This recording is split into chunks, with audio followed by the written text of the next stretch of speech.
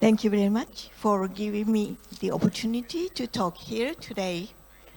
And on behalf of Japanese Atherosclerosis Society, I would like to present guidelines for management of dyslipidemia and prevention for ASCVD in Japan.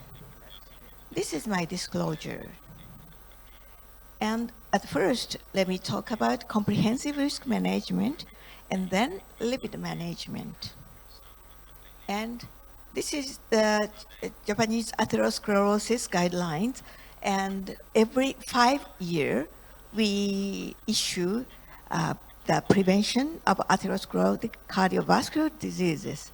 And last time we issued in 2022. And now we are preparing for the next guideline, 2027. And comprehensive risk management chart for cerebral and cardiovascular disease prevention is shown in this slide. And in order to evaluate the management risk, we need to evaluate comprehensive risk. And at first, step 1, screening. And screening for basic items, medical interview, including age, sex, and symptoms, family history, and so on, and physical findings, the BMI, and so on, and basic tests, lipid panel, HbA1c, electrocardiography, and additional items, physical findings, and the waist circumstance, and also static blood pressure, and so on. And additional tests, blood count, fasting blood glucose, fasting TG, LDL cholesterol, ABI, and so on. And next, the diagnosis of each risk factor and additional evaluation items. Factors to review before initiating treatment includes smoking, hypertension, diabetes mellitus, dyslipidemia, CKD, obesity, aging and gender, and family history. And review risk factors to be identified before starting treatment, and number of risks is very important. And the prevalence of coronary artery disease and the strokes correlate to the number of risk factors. And this is the diagnostic criteria for metabolic syndrome in Japan. And the metabolic syndrome is diagnosed as having visceral fat accumulation and evaluated by waist circumstance, and the values for both men and women correspond to visceral fat more than 100 centimeter, and men more than 85 centimeter, and women more than 90 centimeter. And in addition to that, 2 or more of the items mentioned below, in addition to the visceral fat accumulation, and hypertriglyceridemia more than 150 milligram per dl, and or hypo-HDL cholesterolemia less than 40 milligram per dl, and the systolic blood pressure more than 130, and or diastolic blood pressure more than 85 millimeter Hg, and fasting hyperglyceridemia. And then step 4 is the establish management targets according to the risk factors. And at first, screening for dyslipidemia, and then the history of coronary artery disease or atherosclerotic cerebral infarction. And if the patient has yes, then this patient is going to be the secondary prevention. And no, if the patient has the following: diabetes mellitus, CKD, PAD, then it will go to the high risk. And if no, then you need to evaluate the risks. Yes, risks. And the predicted 10-year risk of atherosclerotic diseases, less than 2% low risk, 2 to 10% moderate risk, and more than 10% high risk.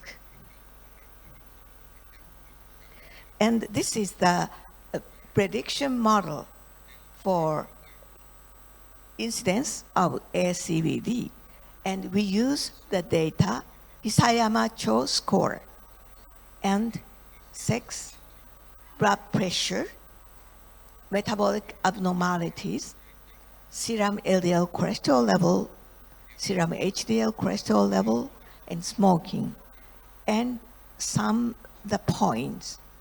And then you can see the total point and the patient's age, and then you can find how many percentage of risks. But actually, what's that? It's too what?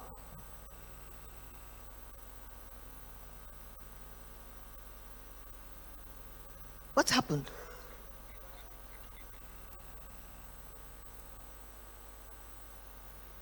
Okay, let me talk. And we have the up for risk calculation. We call it Korediscun. And you can see we call scroll this. And so we call this apply the Korediscun. And then this is listed in the homepage of Japanese Atherosclerosis Society, and then you can start the calculation and add age, sex, and so on. And then you can have your risk with moderate risk or something like that. And so next, I would like to talk about lipid management. And depending on the risks, target LDL cholesterol level is determined. For low risk, LDL cholesterol target is less than 160. And for moderate risk, less than 140. And high risk, less than 120. However, in high risk group and in diabetes mellitus, consider when there is complication of PAD, microangiopathy, or smoking, LDL cholesterol should be less than 100. And for secondary prevention, LDL cholesterol should be less than 100. And if the patient has already had ACS, familial hypercholesterolemia, diabetes mellitus, and coronary artery disease combined with atherosclerotic cerebral infarction, LDL cholesterol should be less than 70. And this is the patient conditions that require more stringent management in secondary prevention: ACS, FH, DM, and coronary artery disease and cerebral infarction. And then we need to start lifestyle modification. Lifestyle items should be improved: smoking cessation, weight control, dietary management, physical activity and exercise, and drinking. Comprehensive risk assessment including smoking, hypertension, diabetes mellitus, CKD, obesity, and family history is very important. Target LDL cholesterol level should be determined depending on the risks. And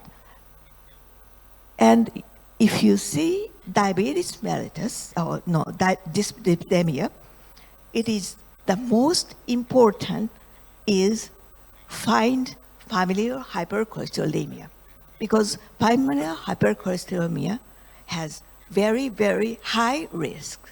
And so among dyslipidemia patients, we need to find FH. And in the afternoon, I will give a presentation about FH. Thank you for your attention.